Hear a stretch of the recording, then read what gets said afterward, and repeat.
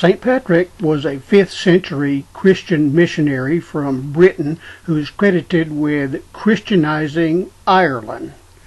He is revered in the Catholic Church, the Old Catholic Church, the Eastern Orthodox Church, Lutheranism, and the Anglican Communion, which includes the Episcopal Church in the United States and the Church of Ireland, a Protestant denomination which is most prominent in Northern Ireland but exists all over Ireland as well.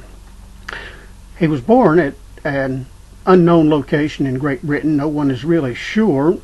And when he was 16 years of age, he was captured by Irish pirates, and taken to Ireland to be a slave. He was in slavery for 6 years. He credited his time in slavery with preparing him for his later work, which is very common among the people of God. They suffered a lot. So St. Patrick's experience is very much in line with people in the Bible. Moses, Jacob, Joseph, Isaiah, the Old Testament prophets, St. Paul, of course, and Jesus himself. And this has been common among people of God. And how strange it is that in the United States we have this thing called the prosperity gospel with various televangelists who teach that the people of God are supposed to be healthy, wealthy, and wise. Something called the prosperity gospel. Name it and claim it. Blab it and glab it. Believe and receive. That the people of God are never supposed to experience any serious problems in their life, but just be healthy and wealthy if they speak faith-filled words and truly believe and tithe and all those things. Then the Christian people are supposed to have an easy life. Well, that is historically not true. It is biblically not true. You have to do all kinds of damage to the biblical text to get to something called the prosperity gospel. And these prosperity teachers construct this belief system in such a way that people who get caught up in it have a very hard time ever escaping it, because these preachers and teachers can always find some way that it's your fault, that it's not working for you. The list is endless. But the holy people, the good people, have traditionally suffered a lot in preparation for their work and in their later lives. And the short answer as to why there is so much suffering among the good people, among the people of God, is to develop compassion. We develop compassion by the things that we suffer. Nobody likes suffering. I don't. I'd rather have a suffering-free life. But there are lessons we can learn, and the most important one probably is compassion. And St. Patrick credited his time in slavery with preparing him for his later work. He escaped captivity after 6 years. His name is believed to have been Maywin Suchet, by the way, and returned to Britain and eventually to Europe, where he studied and was eventually ordained a priest. And then he experienced something that he interpreted as a call to return to Ireland as a missionary. And he did so. And he was very successful in doing that. He records the vision this way.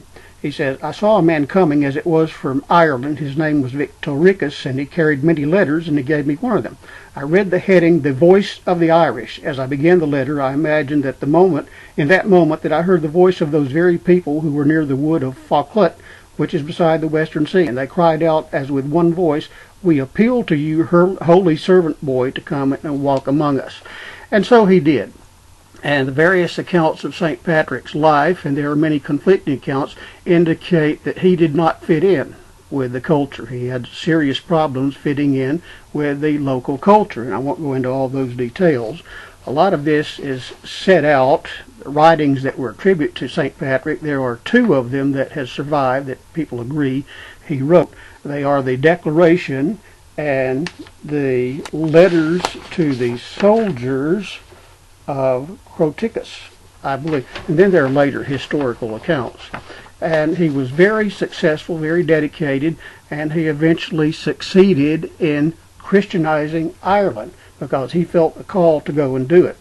And a lot of that was because of what he had experienced during slavery. He saw the practices, he saw the way that people were treated, and he felt very strongly that this needed to change. Those people needed to change.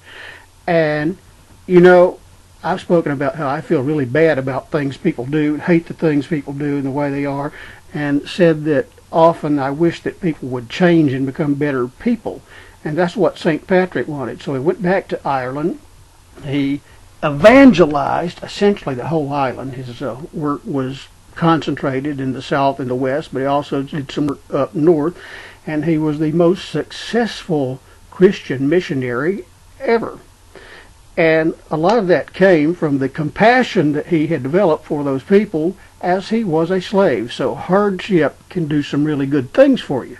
That's lost by people who believe in the prosperity gospel, but hardship can help you develop into a better person and can even lead people to great works. And that was the case with St. Patrick. So not only was he prepared by that hardship, but he also had a lot of compassion for those people who had enslaved him, who had done him wrong. And he wanted to do something about it, and so he was very successful in evangelizing Ireland, and is now recognized in various denominations for his work. St. Patrick's Day is the most widely celebrated national holiday in the world. It's celebrated in the United States, Canada, Ireland, the British Isles, including Great Britain, even Russia.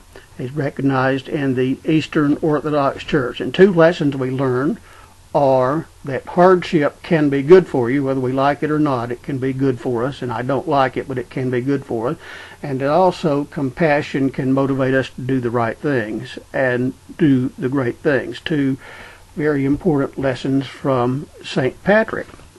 And so he succeeded in essentially Christianizing, which is to say Catholicizing an entire island based on that hardship, and also the fact that he knew things needed to change. He wanted people to be better than they were. And compassion is a very important part of real Christianity, and that's one that's been lost, especially among the evangelical right. People don't have a lot of mercy toward other people who claim to, be Christian. And as far as that vision he saw, there are all kinds of people who want to say that they have visions. Unless you know that person very, very well, you should be skeptical, because it's very much an in thing among certain strains of Christendom to claim that you've seen visions and gotten a calling. People want to think that whatever pops into their head is a message from God, and it's not.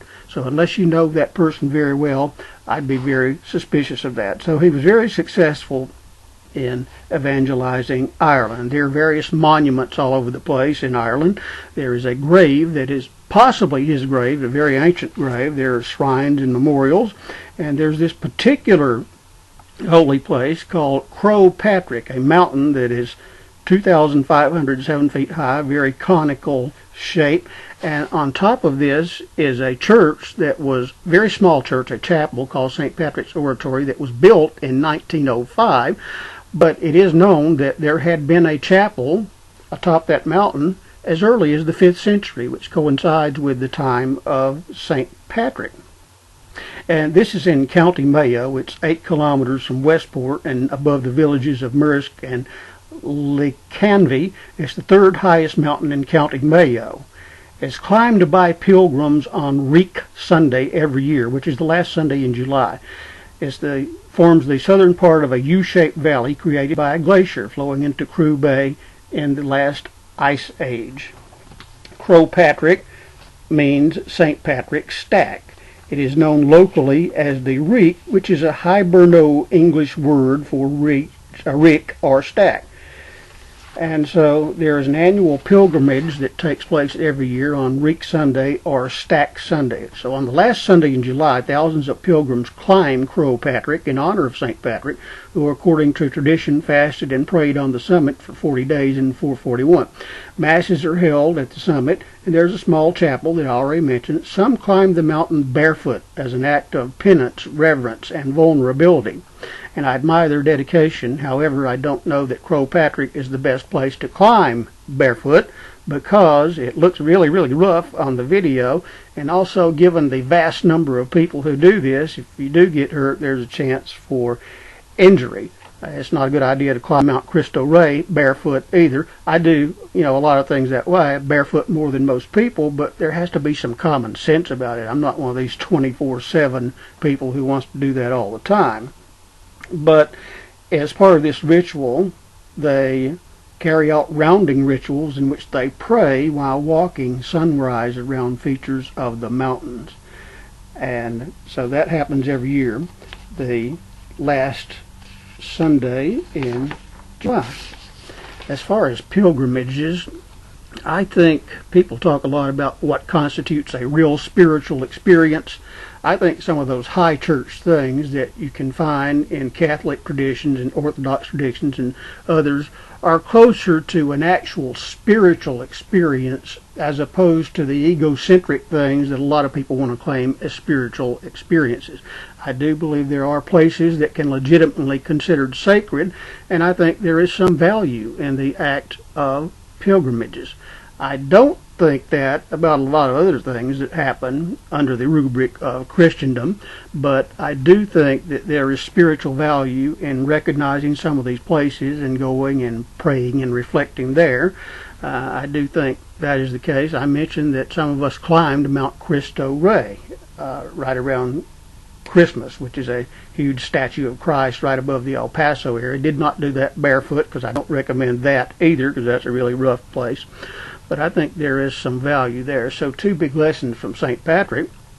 His life is an example where we can benefit, grow, and develop as a result of the things we suffer. And also his desire to convert the Irish no doubt came from a sense of compassion about the things that he experienced and the things that he saw people engaging in there. On Ireland. So Ireland became Christianized, and in subsequent centuries Christianity has become, professing Christianity anyway, has become corrupted in many ways. I like to think it was more pure in those days, but you have people who don't want to experience any hardship now, and I say that I do not like hardship, but nevertheless suffering does have value, the most important value being compassion. And also he did love his enemies because he wanted to help them and wanted to change them, and was very successful with that.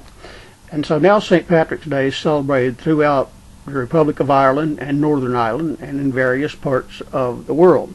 Interesting thing about it, alcohol consumption is a significant part of St. Patrick's Day.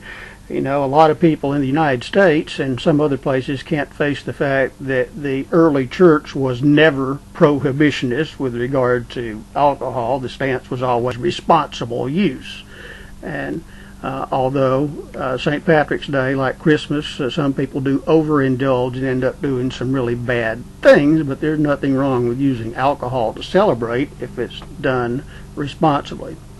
So that's just a little background on this day that a lot of us will celebrate on Saturday, March 17th, the Feast of St. Patrick. And it's really a good time, but it has a very sacred origin. And we're going to have a great celebration here. Dan, Teresa, and Aaron and I are going to perform at a little Irish pub on Friday night. And I'll tell you some more details about that, although I don't think I'll post a video. And then we're going to get together for a traditional Irish feast on Saturday and just have a good time, having done our performance Friday night. And so that in brief is who St. Patrick is and what he does and the lessons that we can learn for his life. And the life of St. Patrick, I think, is something that is very much worth celebrating because, as I've already said, there are lessons we can learn from it. And, the lessons that we learn are valuable, and his work, his mission, his life are cause for celebration. Having said that, I just will tell you that we plan on having a very nice, wonderful St. Patrick's Day. And if any of this means anything to you, I hope that you will as well. So happy St. Patrick's Day 2018.